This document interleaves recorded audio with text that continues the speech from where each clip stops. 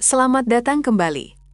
Sejarah agama yang kita yakini telah tertulis dengan pasti, ternyata jauh lebih rumit dan berlapis.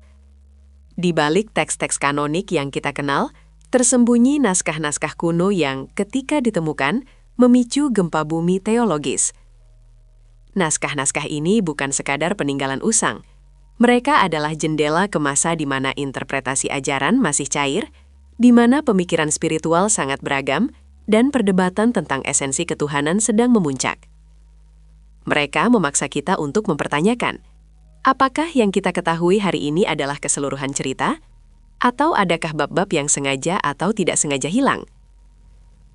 Kisah penemuan dokumen-dokumen ini selalu diawali dengan kebetulan dramatis. Seringkali ditemukan oleh gembala atau petani di tempat-tempat paling terpencil di bumi. Pencarian naskah kuno seperti menemukan kepingan puzzle yang hilang dari peradaban ribuan tahun lalu. Dokumen-dokumen ini, yang terbuat dari papirus atau perkamen, seringkali bertahan karena kondisi lingkungan yang ekstrim, kekeringan gurun, atau penyimpanan yang disegel rapat di dalam guci. Ketika para sejarawan dan teolog berhasil mengumpulkan, menerjemahkan, dan menginterpretasikan fragmen-fragmen ini, dampaknya seringkali revolusioner. Mereka menunjukkan bahwa agama-agama besar tidak muncul dalam bentuk yang sudah final dan utuh, melainkan melalui proses evolusi, seleksi, dan yang paling penting, perdebatan sengit tentang apa yang dianggap ortodoks. Pemahaman kita tentang transmisi teks suci dan asal-usul ajaran telah bergeser secara fundamental berkat dokumen-dokumen ini, yang menyimpan versi-versi ajaran yang mungkin telah lama dilupakan atau sengaja disingkirkan oleh otoritas keagamaan di masa lalu. Dimulai dengan penemuan paling terkenal dan signifikan, Gulungan Laut Mati atau Dead Sea Scrolls. Ditemukan antara tahun 1947 hingga 1956 di Gua-Gua Qumran, penemuan ini memberi kita teks-teks Ibrani yang usianya ratusan tahun lebih tua daripada manuskrip Alkitab yang dikenal sebelumnya. Mereka berisi salinan kitab-kitab Perjanjian Lama, seperti Yesaya, serta teks-teks non-kanonik yang memberikan wawasan mendalam tentang komunitas Yahudi di masa Yesus. Nilai krusialnya terletak pada validasi dan variasi tekstual. Meskipun sebagian besar gulungan sangat mirip dengan versi modern, adanya perbedaan redaksi, meskipun kecil, telah memicu diskusi intensif di kalangan sarjana. Hal ini menunjukkan bahwa teks suci bukanlah dokumen statis, tetapi melewati proses penyalinan yang panjang dan terkadang berubah seiring waktu, menyoroti tantangan dalam transmisi teks selama lebih dari 2 milenium. Naskah kedua, Injil Yudas, adalah yang paling provokatif secara teologis. Ditemukan pada tahun 1970-an, meskipun baru diterjemahkan secara penuh pada tahun 2006, teks Koptik ini membalikan narasi tradisional. Di sini, Yudas Iskariot tidak digambarkan sebagai pengkhianat serakah, melainkan sebagai murid yang paling memahami misteri kosmik Yesus. Ia adalah satu-satunya yang diperintahkan Yesus untuk menyerahkannya demi membantu membebaskan percikan ilahi dalam diri Yesus dari batasan tubuh material. Teks ini berasal dari tradisi Gnostik yang memandang materi sebagai penjara dan pengetahuan rahasia sebagai jalan keselamatan. Meskipun gereja kanonik menolaknya sebagai bidah, Injil Yudas adalah bukti nyata betapa beragamnya interpretasi tentang identitas dan misi Yesus yang beredar di komunitas Kristen pada abad-abad awal. Ini menantang pemahaman kita tentang kejahatan dan pengorbanan. Hampir bersamaan dengan penemuan Gulungan Laut Mati, perpustakaan Nag Hammadi ditemukan di Mesir pada tahun 1945 oleh seorang petani lokal. Koleksi ini berisi 52 teks, sebagian besar Gnostik, yang memberikan pandangan komprehensif tentang gerakan keagamaan yang sempat bersaing dengan kekristenan proto-ortodoks. Di antara teks-teks kunci, terdapat Injil Thomas dan Apokryphon of John. Teks-teks ini memperkenalkan kosmologi yang sangat berbeda, melibatkan dewa pencipta yang lebih rendah, demiurge, dan menekankan bahwa keselamatan dicapai melalui pengetahuan rahasia atau gnosis, bukan melalui iman semata atau penebusan dosa oleh penyaliban. Penemuan Nag Hammadi secara definitif menunjukkan bahwa sejarah Kristen awal penuh dengan persaingan teologis. Ini bukan sekedar gerakan kecil. Gnostisisme adalah kekuatan besar yang perlu dilawan secara aktif oleh Bapa Gereja untuk menentukan apa yang kemudian menjadi doktrin standar.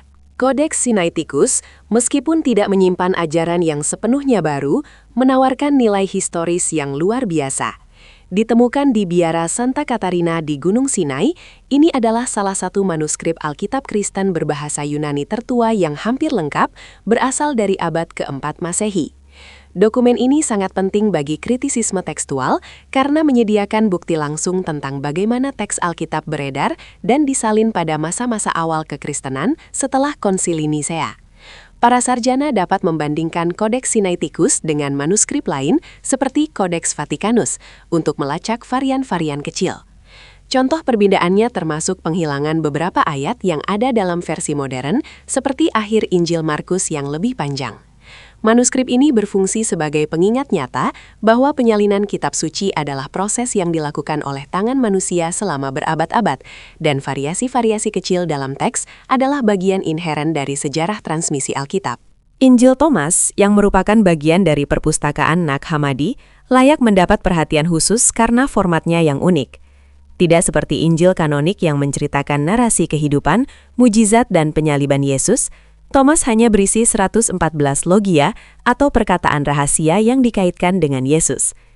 Beberapa sarjana berpendapat bahwa beberapa perkataan dalam Injil Thomas mungkin mewakili tradisi lisan Yesus yang bahkan lebih tua daripada sumber-sumber yang digunakan oleh Matius, Markus, Lukas, dan Yohanes.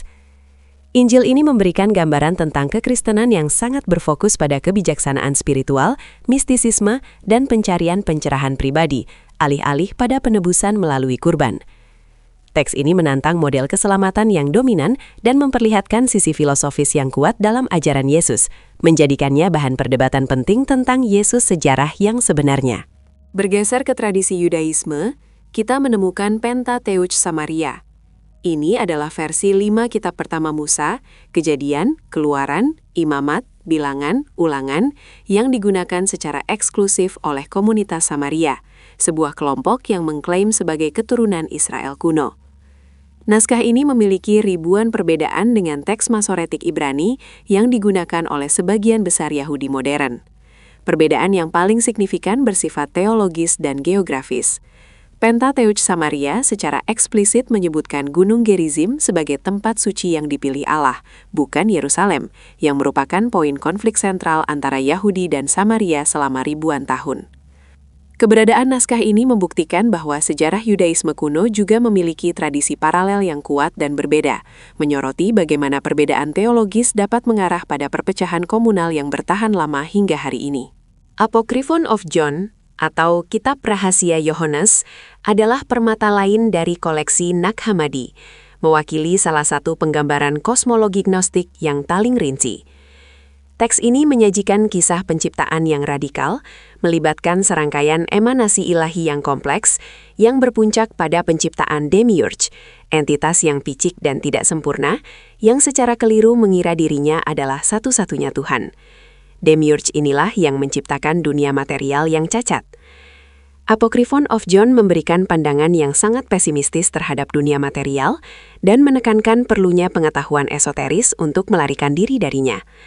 Keberadaan dokumen semacam ini memperlihatkan bahwa pada abad-abad pertama Masehi, teologi Kristen tidak hanya bergulat dengan tantangan eksternal, tetapi juga dengan keragaman internal yang ekstrim mengenai sifat Tuhan, penciptaan, dan keselamatan. Ini adalah perdebatan filosofis teologis yang jauh lebih kompleks daripada yang dibayangkan oleh kebanyakan orang. Mengapa naskah-naskah ini memicu kontroversi yang begitu besar? Inti permasalahannya terletak pada tantangan terhadap otoritas. Teks-teks gnostik seperti Injil Yudas dan Nag Hammadi secara langsung menantang struktur hierarki gereja awal yang berfokus pada peran apostolik Petrus dan suksesi uskup. Gnostisisme mengajarkan bahwa akses ke Tuhan bersifat langsung, melalui gnosis yang dimiliki individu, bukan melalui perantara gerejawi atau ritual sakramen. Dengan adanya dokumen-dokumen ini, sejarawan dapat melihat bahwa kekristenan proto-ortodoks harus berjuang keras untuk menyingkirkan rival-rival teologis ini, membentuk kanon yang kita kenal hari ini untuk memastikan keseragaman doktrin. Keberadaan naskah-naskah ini memaksa kita untuk mengakui bahwa kekristenan yang menang adalah hasil dari proses seleksi dan eliminasi yang panjang, di mana suara-suara lain dibungkam demi kesatuan dan otoritas. Penting untuk dicatat bahwa penemuan naskah kuno ini tidak dimaksudkan untuk menggantikan atau membatalkan kitab suci yang sudah ada dan diyakini oleh miliaran orang. Fungsi utama dokumen-dokumen ini adalah sebagai alat bantu kontekstual yang tak ternilai harganya. Bagi sejarawan, mereka adalah kunci untuk memahami dinamika sosial, politik, dan intelektual pada masa-masa awal agama tersebut. Mereka menjelaskan mengapa doktrin-doktrin tertentu dipilih dan yang lain dibuang. Bagi teolog, dokumen-dokumen ini adalah bahan refleksi yang memungkinkan mereka mempelajari perkembangan ajaran dan interpretasi yang telah terjadi. Mereka menunjukkan betapa bersemangatnya komunitas religius kuno dalam berusaha memahami yang ilahi, seringkali menghasilkan jawaban yang sangat berbeda satu sama lain, jauh sebelum dogma menjadi kaku dan final. Ini adalah kisah tentang keragaman manusia di hadapan misteri agung. Setiap lembar papirus, setiap fragmen perkamen yang ditemukan di gurun atau di ruang bawah tanah perpustakaan kuno membawa pesan yang kuat. Sejarah agama jauh lebih kompleks, berlapis, dan menarik daripada yang terlihat di permukaan. Naskah-naskah ini adalah pengingat bahwa masa lalu spiritual kita penuh dengan perbedaan pendapat, perdebatan sengit, dan berbagai upaya untuk mendefinisikan hubungan antara manusia dan ketuhanan. Dengan mempelajarinya, kita tidak hanya memahami masa lalu, kita juga memahami bagaimana keyakinan kita terbentuk dan terus berevolusi hingga hari ini. Keinginan untuk mencari tahu, untuk menggali kebenaran yang lebih dalam, adalah dorongan yang abadi dalam sejarah manusia. Terima kasih telah mengikuti perjalanan mendebarkan ini. Jangan lupa like dan subscribe untuk update seru lainnya. Sampai jumpa di video berikutnya.